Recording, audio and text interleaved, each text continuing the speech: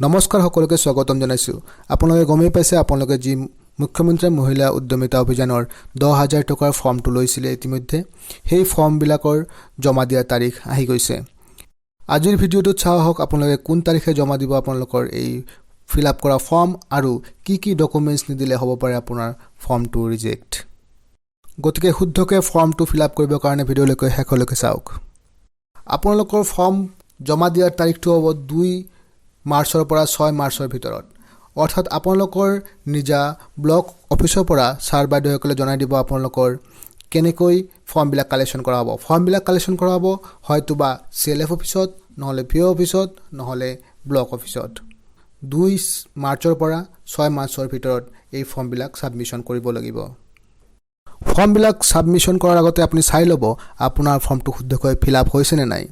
আপোনাৰ ফৰ্মটো শুদ্ধকৈ fill up নহ'লে আপুনি কি কাৰণত আপোনাৰ ফৰ্মটো ৰিজেক্ট হ'ব পাৰে সেই তাৰ বিষয়ে জানোৱা হওক।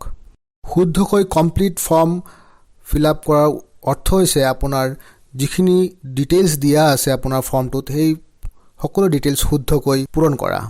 তাৰে ভিতৰত আপুনি বিশেষকৈ চাব তলৰ এই পইণ্টবিলাক। নম্বৰ 1, মেম্বাৰ ফটো আৰু ছিগনেচাৰ। আপোনাৰ ফটো আৰু ছিগনেচাৰ য'ত দিবলগীয়া জেগা আছে তাত আপোনাৰ ফটো আৰু ছিগনেচাৰটো থাকিব লাগিবই। ইয়াৰ বাহিৰে আপুনি চাব যে আপুনি যি অমৃত বৃক্ষ আন্দোলনত গছপুলি ৰুইছিলে সেই গছপুলিকেইটাৰ ফটো আছেনে নাই।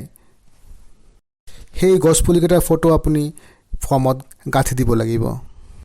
তৃতীয়তে চাব ছিগনেচাৰ ইন সংকল্প পত্ৰছ। যি 2টা সংকল্প পত্ৰ দিয়া আছে তাৰ তলত আপোনাৰ ছিগনেচাৰ আছেনে নাই। সংকল্প পত্ৰৰ তলত আপোনাৰ ছিগনেচাৰ থকাটো বাধ্যতামূলক। Number 4, business plan. আপুনি যি বিজনেছৰ কাৰণে এই ফৰ্মটো ফিল আপ কৰিছে সেই বিজনেছৰ যোনটো বিজনেছ প্লেন আছে সেই প্লেনটো আপুনি লগত গাঁঠি দিব লাগিব। Number 5, Xerox copy of bank passbook first page with account details.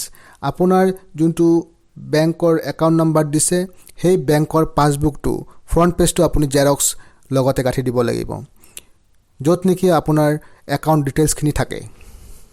এইকেইটা বস্তু আপুনি ভালকৈ ন'টিছ কৰিব ফৰ্মটো জমা দিয়াৰ আগত। কি নাথাকিলে আপোনাৰ ফৰ্মটো হ'ব পাৰে reject. Absence of business plan. Business প্লেনটো যদি আপুনি লগত গাঁঠি নিদিয়ে তেতিয়াহ'লে আপোনাৰ ফৰ্মটো হ'ব পাৰে ৰিজেক্ট। ছিগনেচাৰ ইন সংকল্প পত্ৰছ। যি 2টা সংকল্প পত্ৰ ফৰ্মখনত আছে সেই সংকল্প পত্ৰৰ তলত যদি আপোনাৰ ছিগনেচাৰ নাই তেতিয়াহ'লে হ'ব পাৰে আপোনাৰ ফৰ্মটো ৰিজেক্ট। Photograph of member. ফৰ্মখনত আপোনাৰ যোনটো পাছপৰ্ট ফটো আছে সেই পাছপৰ্টটো মিচিং থাকিলে হ'ব পাৰে আপোনাৰ ফৰ্মটো reject. Photograph of plants under Amrit Brikshya Andolan. অমৃত বৃক্ষ আন্দোলনত যি গছপুলি ৰুইছিলে সেই গছপুলিৰ কাৰেণ্ট ফটোগ্ৰাফ যদি ফৰ্মখনত গাঁঠি নিদিয়ে তেতিয়াহ'লে হ'ব পাৰে আপোনাৰ ফৰ্মটো ৰিজেক্ট।